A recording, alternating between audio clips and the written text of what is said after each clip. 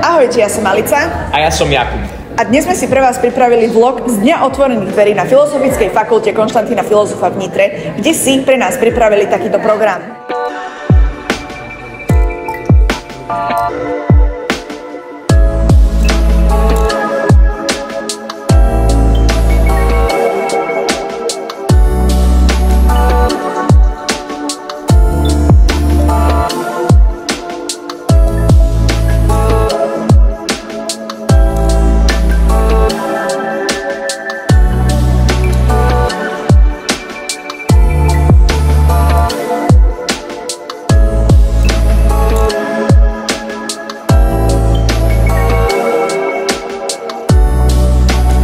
Ako môžete vidieť, tu na začiatku sme sa zaregistrovali pomocou QR kódu a následne sme dostali takýto fajnový bedeker.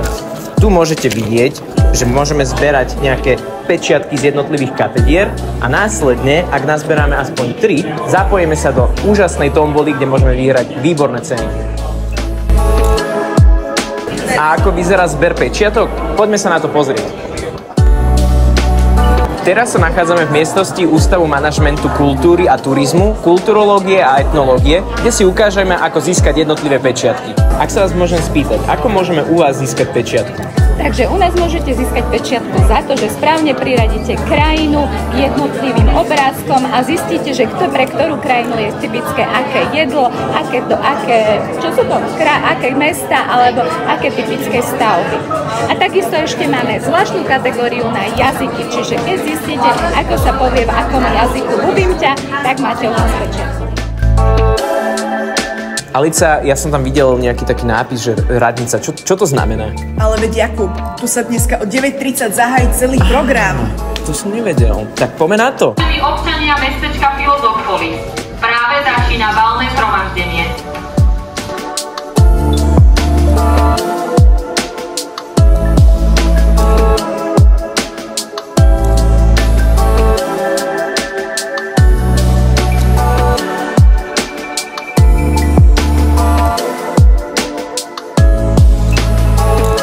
Aktuálne sa nachádzame na katedre masmediálnej komunikácie a reklamy, kde pani docentka Janková má aktuálne prednášku o možnostiach štúdium na danej katedre.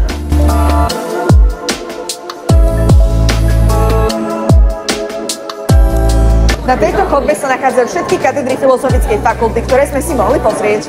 Alica, počul som, že tu za nami sa nachádza fotokútik, kde by sme sa mohli odfotiť. Tak čo, ideme na to? Poďme.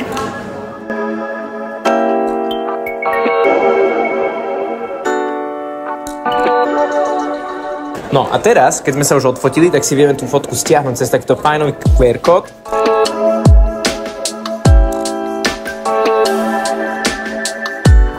Teraz som si pre vás pripravil menší taký rozhovor s našimi uchádzačkami tuto na Dni otvorených dverí. Takže tu máme Kiku a Viki. Tak začneme. Kika, čo ťa priviedlo na tento Deň otvorených dverí? Hľadám v podstate školu, na ktorú by som sa mohla prihlásiť a hľadám aj taký smer, že ktorým by som sa mohla vydať. Skúšam rôzne katedry a pozerám, že čo by ma najviac zaujalo. A v podstate našla som to aj na stránkach pre školy, že ktoré sú, ale neštudujem tu v Nitre, čiže som tak oboznámená so školami, ktoré tu sú a zvažovala som UKF-ko už dlhšie, ale až nedávno som zistila, že sú tu naozaj odbory, ktoré by som mohla zvážiť. A zaujali ťa ktoré odbory konkrétne?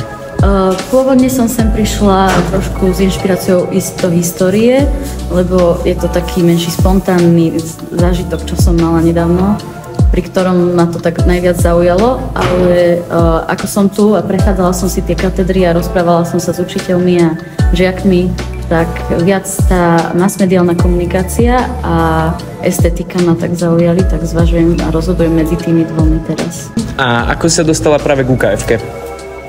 Pán učiteľ nás sem zobral, že THDčko to je, takže poďte sa pozrieť, takže sme sem prišli ako trieda. A ako sa ti to zatiaľ páči? Také zaujímavé.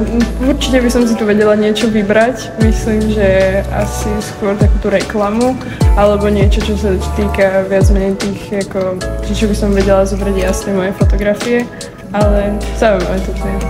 Dievčatá, ja vám ďakujem za rozhovor, ešte raz vám držím palce a teraz sa presunieme na ďalší rozhovor.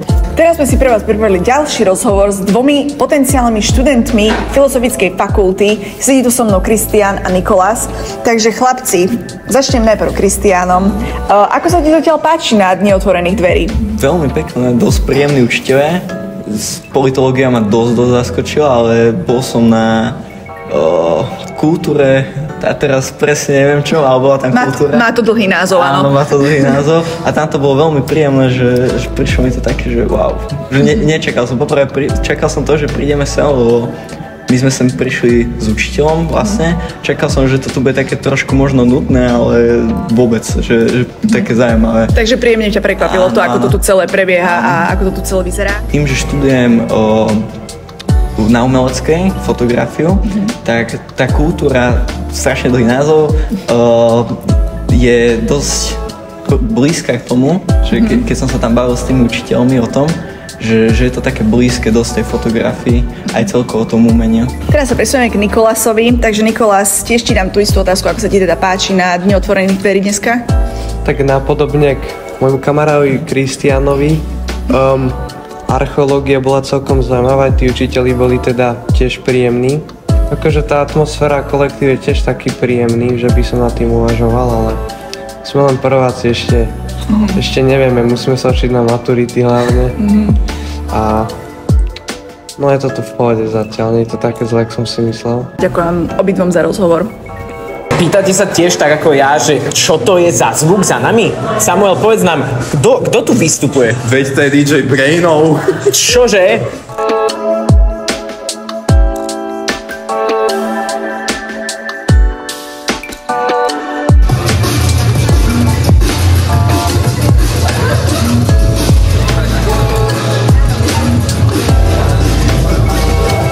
Poprosíme všetkých študentov uchádzačov a návštevníkov, aby sa presunuli do radnice. Blížime sa k záveru našeho dnešného programu, ktorý vyvrcholí tombolou. Pána dekana Filozofickej fakulty, profesora Martina Herténiho a pani viceprimátorku, pani prodekanku doktorku Nováčikovú v pozícii oficiálnej notárky žrebovania oblečenej v talári Filozofickej fakulty.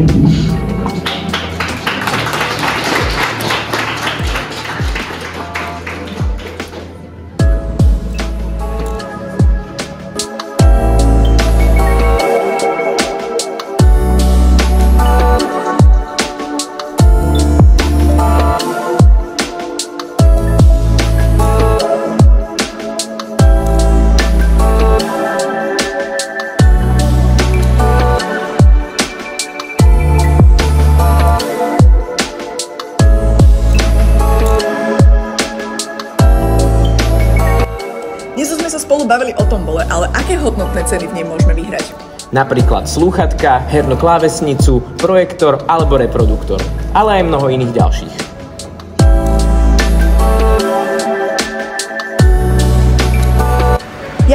Jakub, vstávaj, už to skončilo. Čo? No tak dobre, tak sa uvidíme zase asi vo februári.